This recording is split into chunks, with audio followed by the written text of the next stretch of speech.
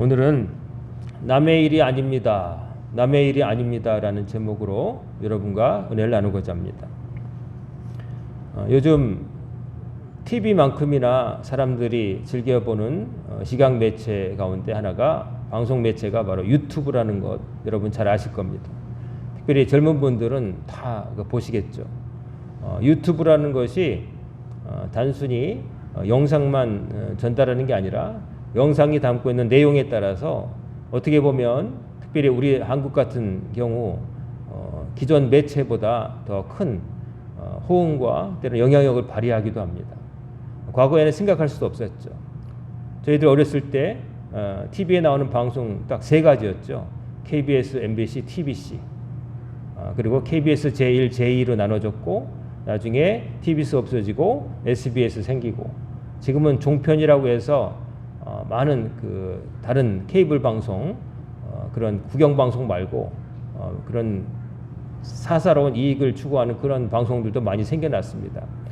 그럼에도 불구하고 유튜브라고 하는 인터넷이라고 하는 시대적 정말 시대의 발명으로 인해서 모든 사람들이 컴퓨터가 있으면 모니터를 통해서 대중매체에서 기관의 제도권에서 만든 것 말고 실제 상황에서 벌어진 일들을 보는 시대가 되었습니다.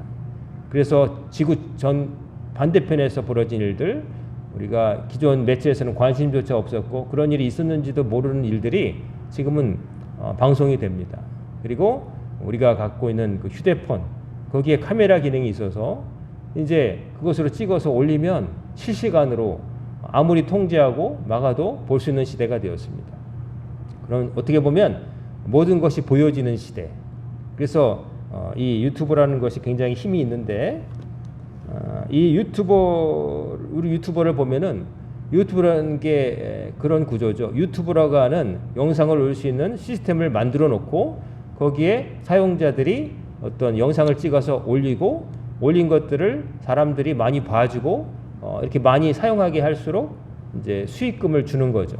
그렇기 때문에 요즘 유튜브에서는 많이 보게 만드는 거, 많이 보게 해서 구독자, 좋아요 수가 많으면은 이제 일정 수가 넘으면은 보상을 해주죠. 그래서 그것을 생업으로 해서 사는 사람들이 있습니다.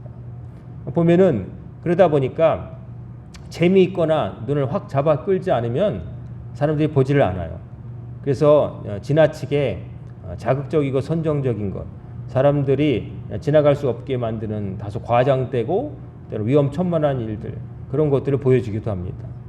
그런 것들을 일상생활에서 우리 잘 보지 못하니까 신기한 거죠. 저는 유튜브를 통해서 주로 뭘 보냐면은 외딴 곳에서 홀로 생존하는 사람들, 도전하는 사람들, 무인도라든지 아니면 정글이라든지 아주 춥거나 덥거나 위험하거나 이런 곳에 가서 어떻게든 살아남기 위해서 막 도구를 만들고 자기 살 곳을 만들고 그런 것을 보면 왠지 그것을 보면 마음이 좋아집니다. 왜냐하면 저는 그런 거 못하거든요. 제가 감히 생각할 수 없는 환경에서 그 생존해내는 모습을 보면은 그 사람들이 대견하게 느껴지고 와 어떻게 저럴 수 있지? 그러면서 대리만족을 느끼는 거죠. 주로 보는 것 중에는 아주 추운 데에 가서 아주 작은 텐트 가지고 그 추운 밤을 버티는 사람들, 혹은 텐트도 없이 산에 올라가서 김장용 비닐 가지고 텐트 대신 대충 얼기설기 만들어서 하루를 또 지내는 사람들, 또 정글에 들어가서 거기에서 나는 나무와 기타 있는 그런 걸 가지고 살집을 만들어 땅을 파고 굴을 파고 또 불을 피우고, 또 엊그제는 그런 사람도 봤습니다. 베트남의 어떤 사람이 물 위에다가 수상 가옥을 짓고 거기서 이제 자급자족을 하는 거예요.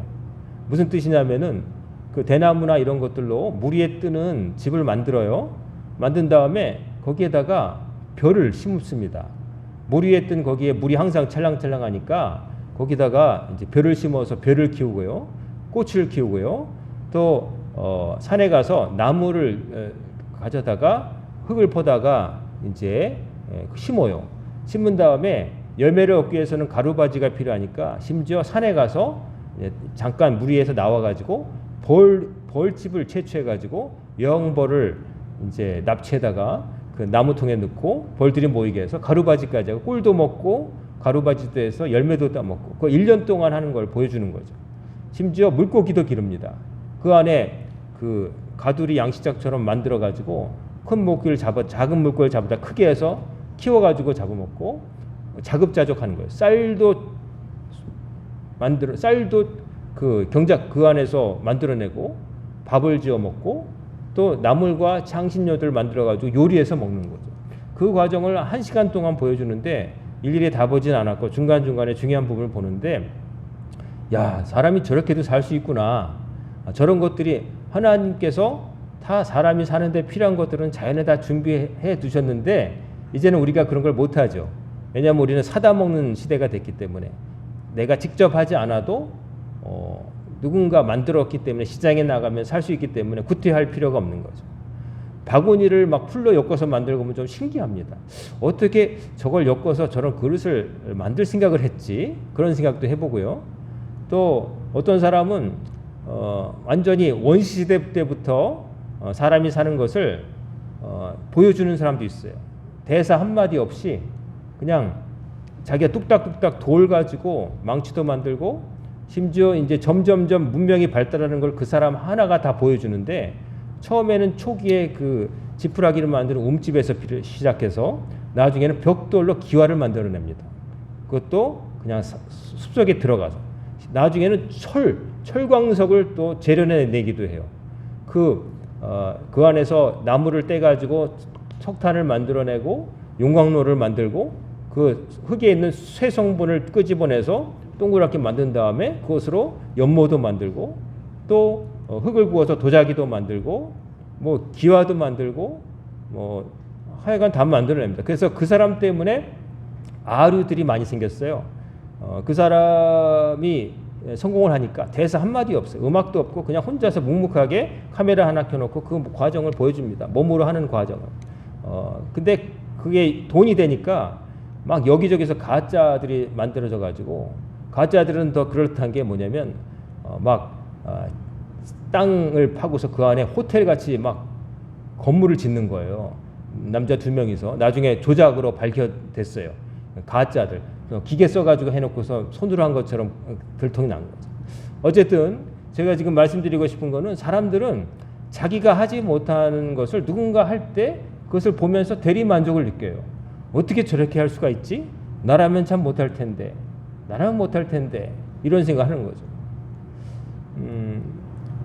저도 참 그 생각이 많았을 때 우리 여기 앉아 계신 분들 혹시 그런 분 계실지 모르겠는데 남자들이 텔레비를 보다가 어떤 방송을 보게 되면 그거 조심해야 된다고 돼 있어요.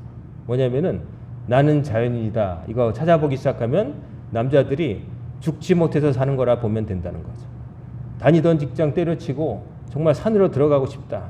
내가 죽겠다. 그냥 혼자 다 그냥 산에 가고 싶다. 나는 자연이다. 이 방송이 여러분 지금도 재탕, 삼탕 옛날에 했던 것들 또 보여주고 원래 했던 방송국에서만 방송한 게 아니라 그냥 이 방송 저 방송에 그냥 틀면 나와요. 그리고 자연인 같은 사람 진짜 산에 들어가서 진짜 말도 안 되게 사는 사람들이 초반에 나왔지만 나중에는 자연인은 아니고 돈이 좀 있는데 산이 있는데 그냥 은퇴한 다음에 그냥 시간이 남아서 황토집 짓고 편안하게 사는 살까지 나와가지고 자연 같지 않은 뭐 그런 방송으로 좀 되긴 했지만 초반에는 정말 말도 안 되게 이 엄동설안에 바위 사이에다가 그냥 난로도 없이 사는 사람도 나왔고 충격적인 그 할아버지 거지꼴로 사시는데 이른바 그 카레에다가 그 상한 동태 머리 넣고 끓여가지고 그 리포터에게 먹여가지고 화제가 돼서 그게 뜬 계기가 됐거든요. 그냥 할아버지가 산에서 말도 안 되는 쓰레기 같은 걸로 움막 같은 거 짓고 사시는데 불도 안 피우고 그냥 난방도 안 하고 어쩌다가 라면 얻으면 찬물에 불려서 드시고 뭐 그런 분이 진짜 나왔었어요. 그래가지고 1년 뒤에 찾아가기도 하고 뭐 그런 걸 보면서 야 대단하다 그러면서 봤던 거죠. 사람들은 이처럼 자기가 못하는 것을 누군가 할 때 희열을 느낍니다. 대리만족을 느끼고 그러면서도 선을 그어요. 뭐냐면 나는 죽었다 깨나도 저렇게 못하는데 하는 생각을 하면서 나는 여기에 있고 저 건너갈 수 없는 저 너머에서 내가 못할 것을 해내는 사람을 보면서 박수를 치면서 대리만족을 느끼는 거죠.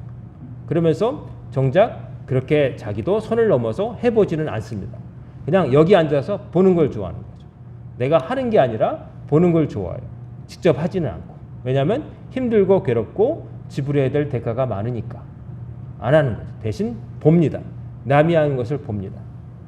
자, 오늘 읽어드린 예수님의 이야기 너무나 잘 아는 광야 시험 이야기입니다. 예수님께서 공생애 이른바 공적인 생애 복음을 전하는 제자들을 데리고 복음을 전하는 일을 본격적으로 시작하시기 전에 뭘 하셨는가?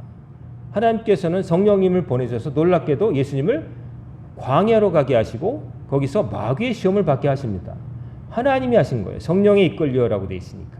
하나님께서 왜 하나님의 아들을 저 광야로 내모셨을까? 광야에 갔더니 누가 기다리고 있었어요? 마귀가 기다리고 있었어요.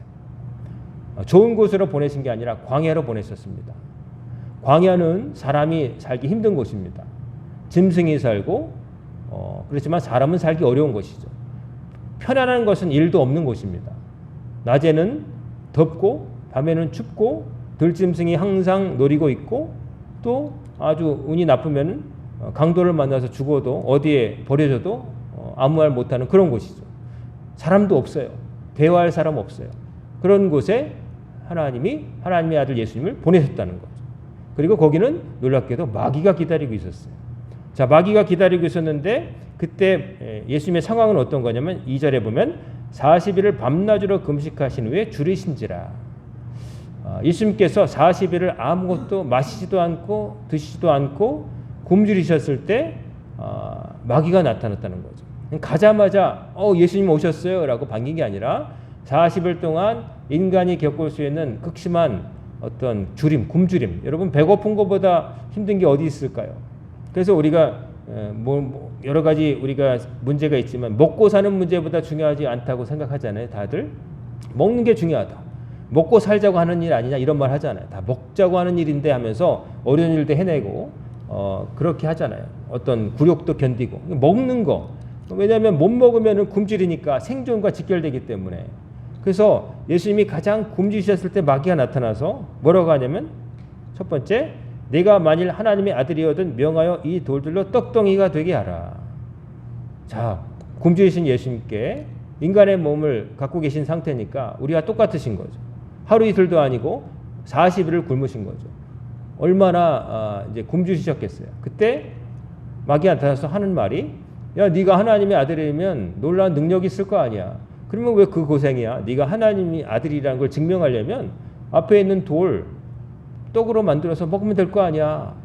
하나님의 아들이라는 네가 그것도 못해? 해봐 라고 말하는 꼬드기는 거죠. 자, 마귀의 이 시험. 하나님의 아들이면 예수님이면 능히 이 돌들로 떡이 되게 하실 수 있겠죠. 오병이어의 기적도 나중에 베푸시는데 죽을 병도 살리시는 예수님이신데 이거 못하시겠어요. 하지만 예수님은 그렇게 하기를 거부하세요.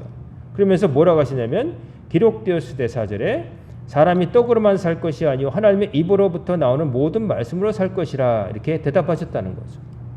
기록되었으되라고 하는 것은 뭐냐면은 성경에 기록되어 있기를, 즉 예수님께서 무슨 말씀하셨냐면은 당신의 말을 하신 게 아니라 성경에 이미 기록된 말씀을 인용해서 말씀하셨다는 거예요.